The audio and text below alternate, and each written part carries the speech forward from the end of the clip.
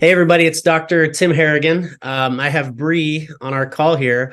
We're going to go over some of the Vibrant tests with you guys that we've been using for a while. In fact, Bree and I have been meaning to do these for a long time now.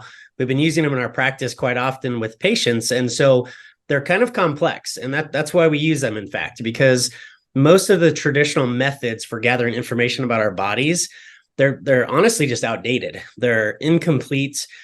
For example, when somebody goes to get their thyroid check, Bree, most of the time people bring in blood work that's like maybe 2 or 3 items about the thyroid. That's just not enough information. That's enough information technically to prescribe something to that person. It's not enough information for somebody to address the cause of fixing whatever that thing around the thyroid is causing, though. It's a complex process. So these tests are kind of overwhelming to some people, but there's technically nothing simple about the human body, right? We tell our patients every day that there's every second in our bodies are incredible. I mean, every second our brain is controlling 30,000 billion chemical reactions. Every second that happens, 30,000 billion, 30,000 billion. So when you understand that, you kind of realize how stupid we are actually, right? When we think we understand what's going on in the human body, we don't have a clue. Our brains can't even comprehend what happens in 1 second in our human bodies. So one of the things that we've gotten good at with helping people is, testing, not guessing, because similar to a headache, a thyroid issue, a low back issue, a heart issue, there's hundreds of contributing factors to that symptom. Or hundreds of different causes for that one symptom. So if somebody gets a headache, I don't know if it's because they're dehydrated, or if it's because of a hormonal issue, or it's because of tight muscle in their neck, or it's because of a micronutrient deficiency, or because of this and that. It could be a brain tumor, right? But it'd be silly for us to assume that every person that comes in with a headache has a brain tumor. Well, that doesn't make sense. But the point is, there's hundreds of reasons that contribute to this thing that I call a headache. So without testing, we're treating symptoms. And that's not what I want to do with my health. That's not what I want to do with my family's health. We want to test, not guess, but the body's complex at the same time. So going for a yearly physical, we actually have a video on this. That's one of my pet peeves. I'm not saying don't go for a yearly physical, but when you go in once a year and have 20 to 30 things tested in your body, in your blood, most of those tests are designed for prescriptions, unfortunately. They're not designed to address the cause of a problem. So you go in, I get the 30 blood measurements, my cholesterol, my blood sugar, all those really basic things. They listen to my lungs, my hearts. And then, the doctor sends me home and says, you're healthy, come back next year. So we're just sitting around waiting for things to happen. I'm waiting for my heart attack to finally occur, or I'm waiting for, the big C word diagnosis, or I'm waiting for my headaches to be there for years to finally do something. So what I've done with myself, and what we try to teach patients, it works incredibly well. I haven't had a prescription in my life in over 25 years. So you guys help me with this, but I actually get a lot of labs done on myself through different labs, mostly Vibrant. Every quarter, every 3 to 4 months, I literally measure hundreds of things in my body, not because I'm sick, not because I have certain symptoms, but because I would have no clue what my Epstein Barr numbers are, right, until I get really sick if I don't monitor those at least occasionally. So if I can measure thousands of different things in my body today, what is 30 things once a year going to tell me about myself? Virtually nothing. So what we're doing is waiting for symptoms to occur, which at that point, again, the headache has hundreds of causes. The thyroid issue has hundreds of environmental causes, stress, adrenal fatigue, all those types of things. So your testing that we use is incredible, and it's comprehensive. So we're going to go over a bunch of the different tests here, little chunks, just a few minutes each, to kind of guide you guys to see, why would we use this test? What is getting tested? Who would we use this test on? For what reasons we might use it? And then some of the traditional methods that somebody else might use instead. But I love you guys because it's so comprehensive. It's kind of a user-friendly approach. You guys print out incredible reports based on what the tests are. You're not just simply saying what's high and low all the time. It's more information about my body so I can actually learn and address that stuff in a proactive manner versus, again, waiting for things to get really bad. Then we start doing investigative tests. Maybe after I get diagnosed with lupus or whatever it is, we want to be proactive and not just wait for those things to develop. So let's get into some of these tests now.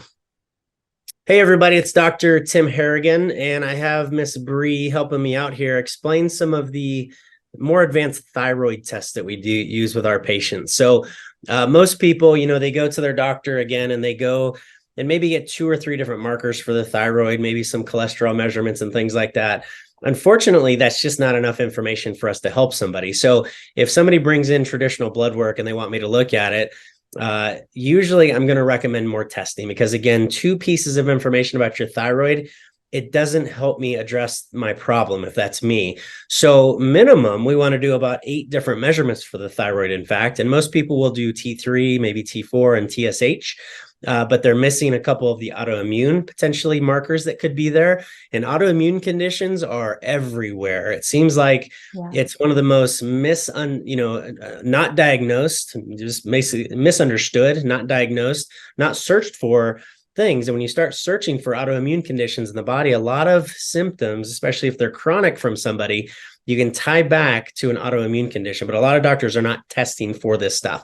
So I have to know this information, Bree, because if I would say half the people that come in with thyroid markers out of balance that did not get these markers, and I test them with this more thorough test, half of them usually do show some sort of anti-TPO or anti-TG, which is very important to understand. It's not as simple as your T3 is low, let me give you a medication, which we don't do that anyway, but it's not enough information to see where the weak areas in my body are. So I can actually start strengthening them through some of the micronutrient testing, some of the micronutrient therapies that we offer. It's all about providing the body what it needs, not forcing something high, forcing it lower, or forcing low things higher. That's not how our bodies work synergistically with our other organ systems. So minimum, we're going to do 8 things in your thyroid if we really want to investigate. So another cool addition to this would be the Hashimoto's advanced protocol that you guys test for. So why would we test that versus just these 8 markers, maybe, Bree? Yeah, so definitely when we are looking at the Hashimoto's advanced profile with Vibrant, we're looking at really conditions that we can oftentimes see together. As you mentioned, Dr. Tim, once a person has one autoimmune condition, they're much more susceptible to getting more. And so it is common. Sometimes we see patients that have thyroid dysfunction. So they might be having, any number of these symptoms. But closely linked to that is connective tissue disorder. And connective tissue disorder, and Bree, if you don't mind, if you could go back to that other slide. Absolutely. As people are looking at these symptoms, think of somebody that doesn't have at least a third of these. Everybody has thyroid issues now. I have not measured somebody when we've gone through these tests before. I have not seen a perfect thyroid ever yet. So I think part of it is because of the fluoride and chlorine in our water.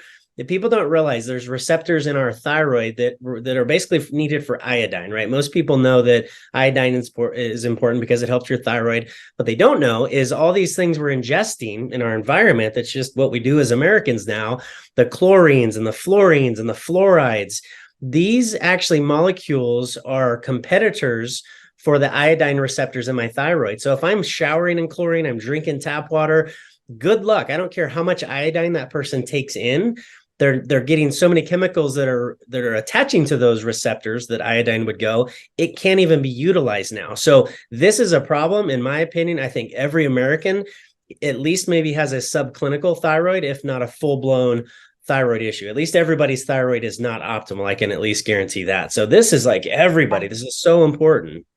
Absolutely, Dr. Tim. And I think, oftentimes many people were just all so stressed these days. And I think the thyroid is just one of those glands that gets easily affected by stress and a lot of those factors that cause stress in our life. So absolutely. So thyroid, the reason we look at thyroid and connective tissue together is because oftentimes we do see that they tend to be commonly occurring together in patients. So connective tissue disorder is really, it's a larger, broader term for 11 different connective tissue disorders. So probably the most common people have heard of would be rheumatoid arthritis or lupus.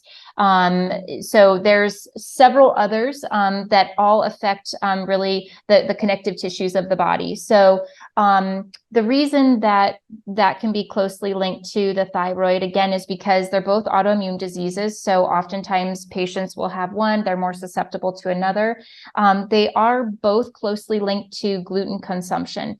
And if we have a patient that is sensitive to gluten and they're consuming it on a fairly routine basis, one of the dangers is that gluten to the body, the gluten protein, with gluten that we eat here in this country, it basically can be cause a lot of inflammation in our systems. And so because if someone is basically consuming a lot of gluten, it can create a lot of inflammation in the body, create dysregulation within the immune system, and it can actually create something called molecular mimicry, where the body, instead of going after and targeting a gluten protein, it looks very similar to the proteins that make up our thyroid and our joint tissue.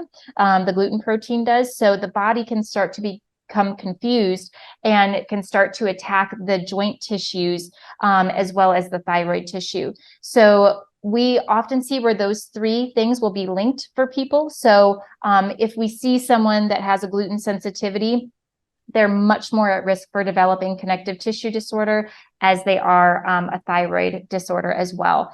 So we like to look at all three of those together, just so that we can hopefully prevent more autoimmune disease in that patient. So Bree, let me clarify for everyone. So we have the 8 thyroid markers that we went over initially. So we can do that separately. That's kind of a minimum what we want to do if we suspect anything thyroid related. The next thing is this Hashimoto's advanced, where we would do those 8 markers plus connective tissue tests, plus what's called the wheat zoomer, right? Which is the gluten sensitivity, the leaky gut tests, and things like that. So it's just much more comprehensive around what we suspect. If you have a thyroid issue, we suspect also you're going to have a bunch of these other issues, which we really need to learn also in order to help somebody, to maximum capacity. So without that information, we're just kind of guessing and treating something that, may have other causes as well. Absolutely. Absolutely. That's a great point. Yeah. So it's really a great test for anyone that has, any sort of gluten sensitivity or any possible symptoms with their thyroid or connective tissue disorder. Awesome. Very good. So this wheat zoomer part of the Hashimoto's advanced is more than just gluten. Like you had mentioned, it's kind of a fad thing, right? People get rid of gluten to maybe try to lose weight. Another thing with gluten, and we're doing a separate webinar on this, is most gluten containing foods. So it's gluten, but it's also chemicals. Most gluten containing foods have so many pesticides. They literally dry these plants out with pesticides, cancer-causing chemicals, and it's soaked in it to dry them out quicker, to get them out to market quicker, to sell to us.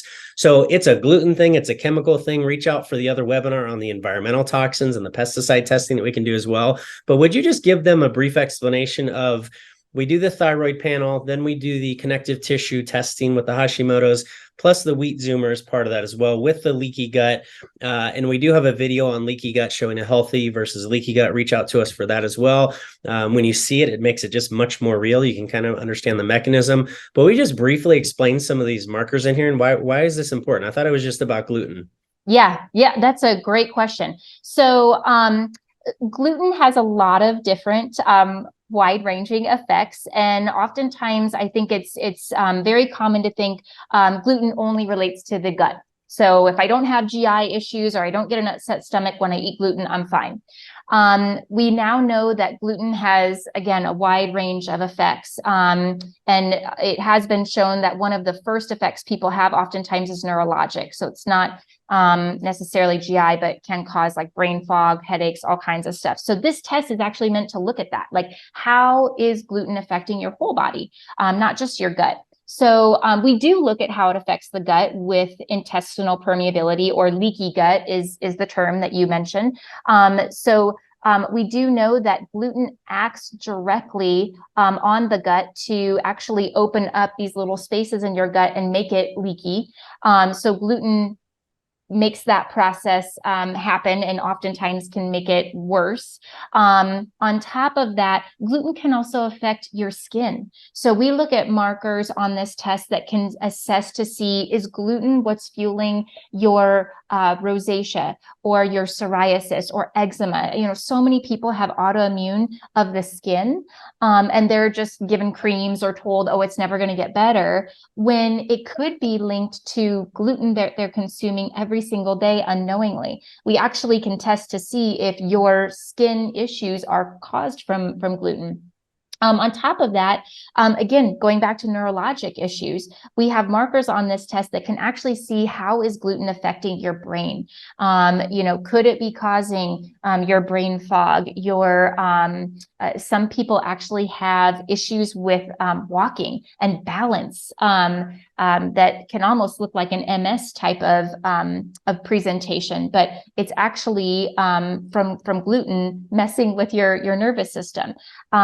So we look at a lot of different aspects to how gluten affects the body. And you're right. I mean, it's definitely something that some people think is just a fad, but because gluten is just really so different than the gluten that we've eaten, even 20, 30 years ago, and it's sprayed with so many chemicals in this country, it really creates a lot of inflammation and issues for many people, actually. Awesome. Yeah. So you guys can see how complex just the thyroid can be. And most people, again, are getting maybe 2 measurements done on it. So we can do the basic thyroid panel. There's nothing basic about it, but the more basic panel, or the Hashimoto's advanced, which is going to include, again, those 8 measurements, the autoimmune markers, the leaky gut or intestinal permeability markers, the connective tissue information, and all the different types of things that gluten maybe is affecting in our body as well. So let alone the chemicals, we're going to get into that webinar here shortly, because again, when you cut out gluten containing foods, it doesn't just affect all of this stuff, neurological, skin issues. You're cutting out more chemicals out of your diet too, because they all have chemicals now. That's been proven. It's not some of them. What if I get organic or this or that? They're everywhere. So we need to look into now detoxifying the human body, because we've been storing that stuff up for a very long time. So look into our toxin webinar coming up shortly as well.